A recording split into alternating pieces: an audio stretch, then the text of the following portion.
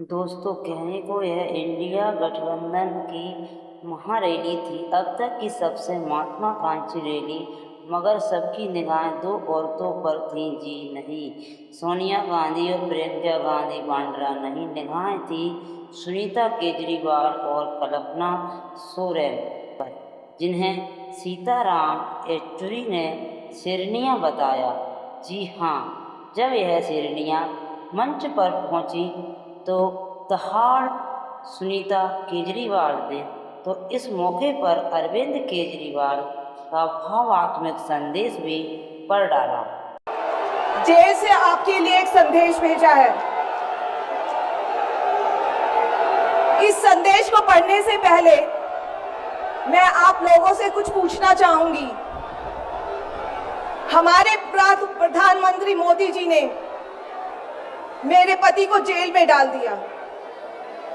क्या प्रधानमंत्री जी ने सही किया? क्या आप सब मानते हैं कि केजरीवाल जी एक सच्चे देशभक्त और ईमानदार इंसान हैं?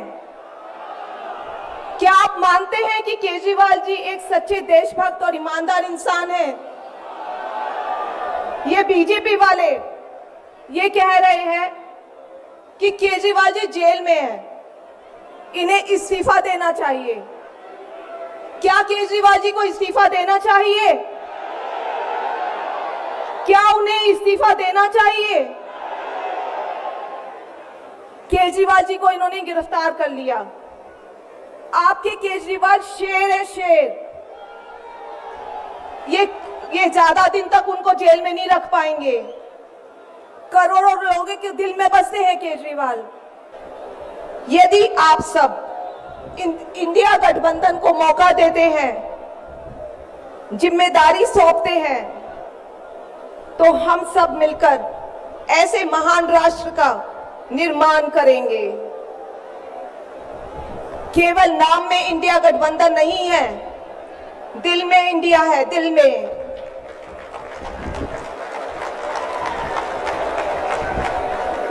मैं इंडिया गठबंधन की ओर से आज 140 करोड़ लोगों भारतवासियों को 6 गारंटी देता हूं। पहली, पूरे देश में 24 घंटे बिजली का इंतजाम करेंगे, कहीं कोई पावर कट नहीं होगा। मंजूर है? दूसरा, पूरे देश के गरीबों की बिजली फ्री करेंगे। मंजूर है? तीसरी, हर गांव और हर मोहल्ले में शानदार सरकारी स्कूल बनाएंगे। अब गरीबों और अमीरों के बच्चों को अच्छी और एक समान शिक्षा मिलेगी। होना चाहिए। चौथा, हर गांव और मोहल्ले में मोहल्ला क्लिनिक बनाएंगे। हर जिले में शानदार मल्टी स्पेशलिटी सरकारी अस्पताल बनाएंगे। देश के हर व्यक्ति के लिए शानदार और फ्री इलाज की व्यवस्था करेंगे। मंजूर है? पांचवी, किसानों को स्वामीनाथन आयोग के मुताबिक सही फसलों पर एमएसपी निर्धारित करके उनको फसलों के पूरे दाम दिलवाएंगे। मंजूर है? छठी, दिल्ली के लोगों ने 75 साल से अन्याय सहा है। देश के अन्य राज्यों की तरह अपेक्षा उनके अधिकार बहुत कम है। उनकी चुनी हुई सरकार पंगु है। ये अन्याय हम समाप्त करेंगे। दिल्ली वासियों को उनका हक दिलाएंगे। दिल्ली को पूर्ण राज्य का दर्जा दिलवाएंगे। मंजूर है? मैं आज ये ऐलान करने के लिए अपने सभी इंडिया गठबंधन के साथियों से माफी मांगता हूं, क्योंकि ये ऐलान करने के पहले मैंने उनसे उनकी अनुमति या सहमति नहीं ली। जेल में हूं, इसलिए सहमति लेना संभव नहीं था। उम्मीद करता हूं कि किसी को इस पर आपत्ति नहीं होगी। ये सभी 6 गारंटी हम 5 साल में पूरी करेंगे। इसका पैसा कहां से आएगा, इसकी पूरी प्लानिंग कर ली है। मैं यहाँ जेल में स्वस्थ हूँ, पूरी ऊर्जा से भरा हूँ। इस गिरफ्तारी ने मेरे हौसलों को और मजबूत किया है। आपकी दुआएं और आशीर्वाद मुझे लगातार मिल रहे हैं। ऊपर वाला मेरे साथ है। जल्द बाहर आकर आपसे मिलता हूँ। आपका अरविंद। सभी लोगों का आशीर्वाद और प्यार भरपूर मिल रहा है मेरे पति को। अपना ये आशीर्वाद बनाए रखना। भारत में ये तानाशाही नहीं चलेगी। हम लड़ेंगे, जीत। वहीं आत्मविश्वास जो है कल्पना सोरेन में दिखाई दिया और ये उमड़ा ऐतिहासिक इस मैदान में सलाब इस बात की गवाही दे रहा है कि लोकतंत्र को खत्म करने के लिए जिस तरीके से तानाशाह ताकतों ने अपना कदम बढ़ाया है, उसको अंत करने के लिए ये संकल्प सभा यहाँ पे आमंत्रित हुई है, जिसमें आप सभी जन भारत के हर एक देश, हर एक प्रांत से आए हुए हैं। आप सभी को बहुत बहुत शुक्रिया, बहुत बहुत बधाई कि आपने हमारी ताकत को, इंडिया गठबंधन की ताकत को बढ़ाया है। आपके यहाँ उपस्थित होने से हम सब मंचासीन जितने पार्टी के कार्यकर्ता हैं, पार्टी के माननीय गण हैं, सभी को ताकत मिलती है, क्योंकि हमारी ताकत आप सब यहाँ भारत की 140 करोड़ की जनता है, जिनका बहुमत, जिनका हिम्मत, जिनका ताकत हम सभी को मिला है। आज भारत में बाबा साहेब जी के संविधान के प्राप्त जितनी भी गारंटियां हैं, उन सभी को एनडीए सरकार के द्वारा उसे नष्ट किया जा रहा है। इनकी गारंटियों की गारंटी कौन लेगा? जिन्होंने एक एक करके हमारे संवैधानिक संस्थाओं के संवैधानिक मूल्यों को तहस नहस किया है। जिस ढंग से आज बेरोजगारी चरम सीमा पर है, जिस ढंग से आदमी आसमान पर है, जिस ढंग से पूरे देश में नफरत की आग फैलाई जा रही है, जिस ढंग से हर एक जाति, हर एक वर्ग के अधिकारों की रक्षा के लिए भी यहाँ कोई नहीं खड़ा हुआ है। क्या कोई भी इस देश में बड़ा नेता हो जाए, वो सबसे बड़ा नहीं होता है। आज भारत की जनता सबसे बड़ी है। अगर कोई दल बहुत अपने आप को शक्तिशाली समझता है, लेकिन भारत की 140 करोड़ की जनता से ज्यादा शक्तिशाली और ताकतवर नहीं हो सकती है। आपकी एक उंगली, इस उंगली का इस्तेमाल करिएगा। आने वाले आगामी चुनावों में इस उंगली से हमें, हमारे गठबंधन, इंडिया गठबंधन के लोगों को मजबूती दीजिएगा, क्योंकि अगर आपको अपना देश बचाना है, आपको अपना लोकतंत्र बचाना है, आपको अपने अधिकार, हक के लिए लड़ना है, तो आप लोगों को खास करके अपने इस वोट का चुनाव सही ढंग से करना होगा। आज 31 मार्च है। 2 महीने पहले इसी दिन 31 जनवरी को हेमंत जी को जेल में डाला गया। 2 महीने से जेल में है। अरविंद केजरीवाल जी पिछले 10 दिनों से जेल में है। आज तक आरोप साबित नहीं कर पाए हैं कि किस लिए इतने दिनों तक उन्हें रखा गया है। आप जनता जनार्दन है, आप वहां अदालत है, आपसे ज्यादा ताकतवर कोई नहीं हो सकता है। तो आप अपनी मजबूती को, अपनी ताकत को आने वाले सब समय में दिखा देना है कि पीछे बैठी यहाँ इंडिया गठबंधन को इतना मजबूत कीजिएगा कि आमने सामने खड़ी तानाशाह ताकत को यहाँ से उखाड़ फेंकना है। और मेरा यही कहना है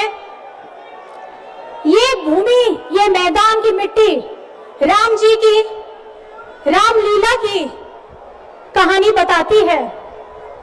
हम सभी को ये याद रखना है कि श्री राम भगवान जी ने अपने युद्ध करते समय में भी नीति, नियमों और आदर्शों का पालन किया था, और जिस तरीके से उन्होंने शक्तिशाली होते हुए भी हमेशा धैर्य एवं सहनशीलता दिखाई है, और जिस तरीके से उन्होंने ज्ञानी होते हुए भी ज्ञान पाने की तत्परता दिखाई थी, और जिस तरीके से युद्ध में अपने प्रतिद्वंदियों को हरा करके भी उन्हें सम्मान की दृष्टि से देखा था, आज हमें सबको भगवान श्री राम जी के आदर्शों को सच्चे ढंग से समझने की जरूरत है। आने वाले दिनों में आप सभी का मजबूती, आप सभी का गठबंधन, आप सभी का आशीर्वाद हम सबको चाहिए। अंत में सिर्फ मैं इतना कहना चाहूंगी, झारखंड झुकेगा नहीं, इंडिया झुकेगा नहीं और इंडिया रुकेगा नहीं। सबसे दिलचस्प बात यह है दोस्तों कि चाहे सुनीता केजरीवाल हो या कल्पना सोरेन, दोनों में आत्मविश्वास की थोड़ी सी भी कमी नहीं दिखाई दे रही थी। सुनीता केजरीवाल का गला कभी कभी फंस रहा था, ऐसा लग रहा था वो इमोशनल हो रही थी, मगर इसके बावजूद वो अरविंद केजरीवाल का संदेश देने से नहीं चुकी और बहुत ही असरदार तरीके से। और यह ना भूलें, कल ही यह दोनों मुख्यमंत्रियों की पत्नियां जो वह मिली और उन्होंने कहा कि हम मिलकर भाजपा से लड़ेंगे। सबसे पहले दोस्तों मैं आपको बताना चाहती हूँ कि किस तरह से सुनीता केजरीवाल ने अरविंद केजरीवाल का संदेश इंडिया गठबंधन की इस महारैली के जरिए देश की जनता के सामने रखा। कल्पना सोरेन ने अपनी बात इस तरह से रखी। मंच पर तेजस्वी थे, राहुल थे, अखिलेश थे, फारूक अब्दुल्ला, सोनिया, प्रियंका गांधी, भांडरा, मल्लिका अर्जुन खड़गे, मगर वहां जो जनता आई थी उनकी निगाहें सुनीता और कल्पना पर थीं। वह सुनीता और कल्पना जिनके पतियों को जेल में डाल दिया गया है, वह सुनीता और कल्पना जो पति के जेल में डाले जाने के बावजूद उनकी आवाज बनी हुई है, वह सुनीता और कल्पना जिनके हौसले टूटे नहीं हैं और वह अपनी बात पूरे जोर तरीके से रख रही हैं। और एक तरह से कहा जा सकता है ये दोनों ही अरविंद और हेमंत दोनों ही इन मुख्यमंत्रियों का भ्रम शास्त्र हैं, साबित हुई हैं। जी हाँ, एक हत्या साबित हुई हैं, क्योंकि अक्सर यह होता है दोस्तों, हमने इतिहास में देखा है कि जब लालू प्रसाद यादव मुश्किल में थे, जब राबड़ी देवी को मुख्यमंत्री बना दिया गया था, मगर यहाँ हालात अलग हैं। हम नहीं जानते कि सुनीता केजरीवाल मंत्री बनेंगी या नहीं, क्योंकि हेमंत सोरेन ने तो अपनी पत्नी के बजाय चर्चा थी इस बात की कि उन्होंने चंपा सोरेन को मुख्यमंत्री बनाया। दूसरी तरफ यही चर्चा अब केजरीवाल के बारे में की जा रही थी, मगर अब वह जेल के अंदर से सरकार चलाएंगे, यह बात स्पष्ट हो गई है। और यही वजह है कि बार बार सुनीता उनका संदेश लेकर आती रहती हैं और वह जनता पर असर पड़ रहा है। दोस्तों, यही वजह है कि भाजपा भी बौखलाई हुई है। यही वजह है कि भाजपा भी कह रही है बहुत कुछ, मगर वो जानते हैं कि अरविंद केजरीवाल को और हेमंत सोरेन को गिरफ्तार करके उन्होंने शायद एक बहुत बड़ी राजनीतिक भूल कर दी है। आपको क्या लगता है दोस्तों, कमेंट सेक्शन में बताइए। क्या आपको लगता है कि सुनीता केजरीवाल और कल्पना सोरेन ने जिस अंदाज में अपनी बात रखी, क्या वोट देने वाली जनता पर, मतदान करने वाली जनता पर इसका असर पड़ेगा? बताइए, अपनी प्रतिक्रिया दीजिए। आप अगर नहीं भी सहमत हैं तो बताइए इसकी क्या वजह है। मेरा कमेंट सेक्शन खुला हुआ है। राहुल गांधी बोले लोकतंत्र खतरे में है और सभी गठबंधन नेता यही कह रहे हैं लोकतंत्र खतरे में है, संविधान खतरे में है। जनता इसको समझे, सोचे और अपने विचारों को विमर्श करे।